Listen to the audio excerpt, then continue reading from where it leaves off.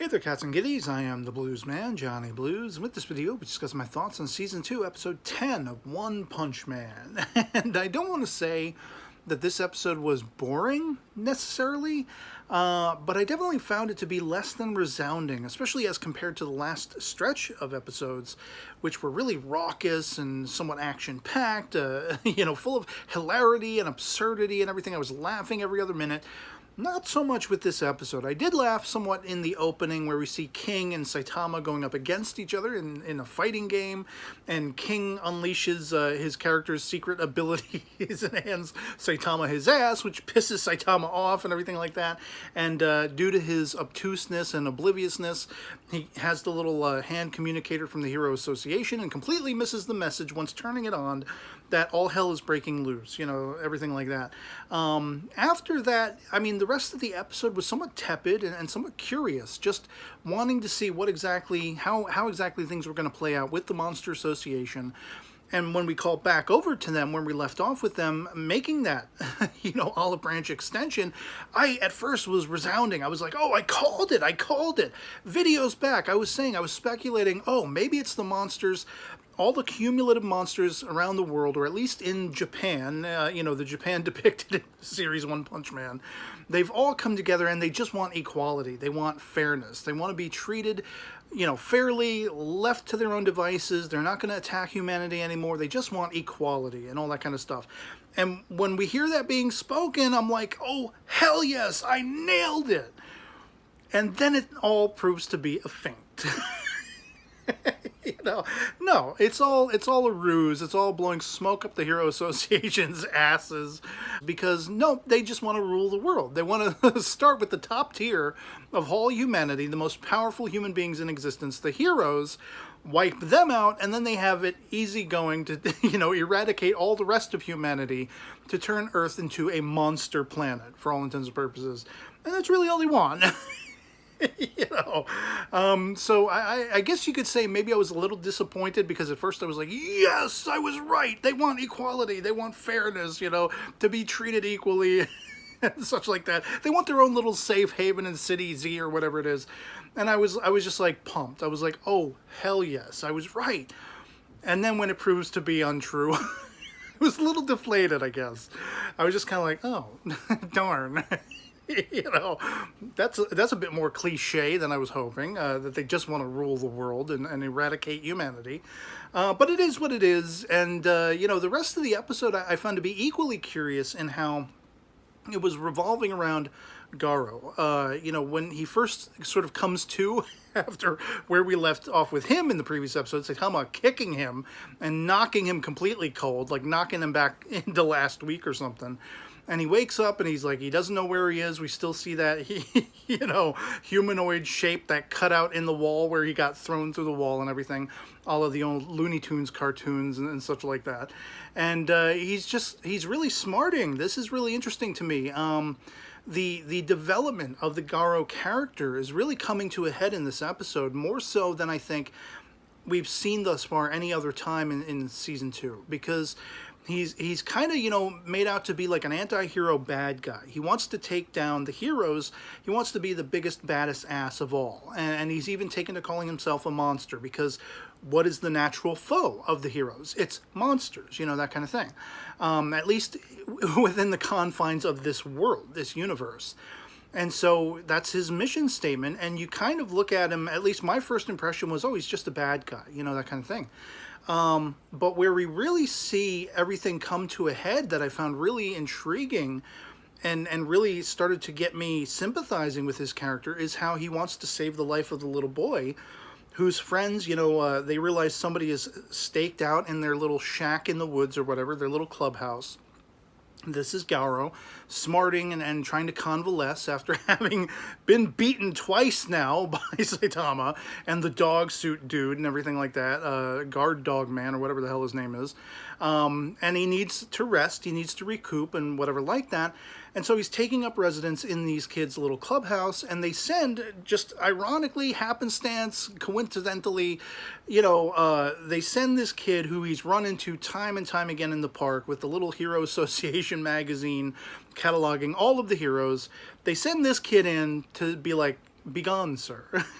You know, the kid is like completely terrified. He's completely anxietized and scared out of his mind. He doesn't know what he's going to be confronting.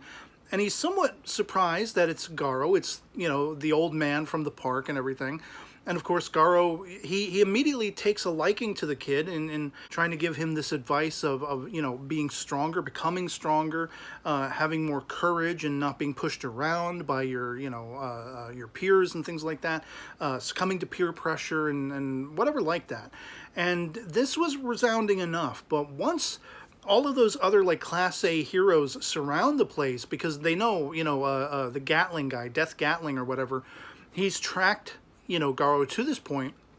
He's got all these other heroes together. They're going to go on the attack. They're going to try to take Garo down because he is the hero hunter. He's the self-proclaimed hero hunter.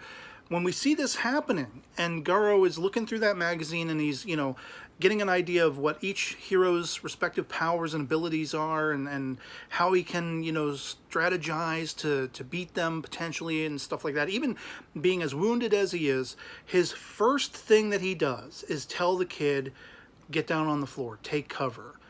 And he goes out, and when immediately confronted with these heroes, he's begging them not to shoot the place up. Now, he's not going to tip his hat and say, it's because I don't want you to kill this innocent, you know, civilian, this little boy that's staked out in here. He's going to put on that bravado. He's like, no, I don't want you to ruin my bed that I'm going to go back and lay down on after I hunt you all and take you all down. And so the action ensues after that, and it was pretty riveting because he's not at the top of his game. He's having his ass handed to him, even as much as he is strategizing and he is able to move just a, you know, a couple steps ahead of some of these heroes. Some of them are nailing him and getting the better of him in this you know, like, what is it, like 8-on-1 matchup. And it was intriguing that we leave off on that as a cliffhanger because I found myself suddenly rooting for Garo. That humanitarian nature to not see this little boy's life extinguished in the crossfire of all these heroes going on the attack and trying to take him down and everything like that, it made him sympathetic. You know, he really is sort of an anti-hero now rather than a straight-out bad guy, as I first assumed him to be, and was really sort of categorizing him in the earlier, you know, portions of Season 2 of One Punch Man thus far. And I just found that really resounding and intriguing. That's the thing that I think will be the lasting, most memorable aspect of this episode, where, again, it was somewhat less than resounding to me. It wasn't as action-packed. It wasn't as highfalutin with the hilarity and the absurdity, and didn't really make me laugh out loud at any point. I was much more intrigued and getting to be borderline concerned for this little boy and for Garo, because we've seen time and time again examples of how these heroes are pompous asses. You know, they're self-involved, selfish, really power-hungry and everything like that. They're always trying to compete with each other and take each other down and everything. And here in Garo, we see that, you know, maybe this is why he's wanted to take them all back a peg. It's not that he wants to wipe them out. He wants to, you know, put them back in their place, so to speak. And in doing so, he's trying to preserve the life of this little boy who he's grown a somewhat of a rapport with. And for that reason, I feel like I have a rapport now growing with Garo as a character. And I'm not so much rooting as I was to see Saitama and Garo go up against each other and have to fight each other. I'm very much more so hoping that my other speculation that I've talked about through these videos, that maybe they'll work together, you know, against the Monster Association or something like that. Maybe that'll be how it plays out. I really hope now, I'm starting to really hope that Garo isn't an all-out-and-out bad guy that Saitama's going to have to try to defeat or anything like that. Because he is sympathetic. We see that he is a human being after all, and he does have sympathies toward others. It's just the heroes that he has a big-time issue with, a big-time deal with. And for the majority of those heroes, I would say arguably it's with good cause. You know, so that's really the most impactful aspect of this episode that I personally encountered, was just a shift in how I'm relating to Garo and how I'm, you know, envisioning his character as not being just the bad guy, you know, as he was from the word go, or as I assumed he was. I'm starting to see that he's actually a more depth-laden, gravitas-laden character with a lot more going on internally. Even though he had that insight given to us in a previous episode, where as a child he was rooting for the underdog, the underdog being in his mind the monsters, the villains that the heroes would go up against and such like that.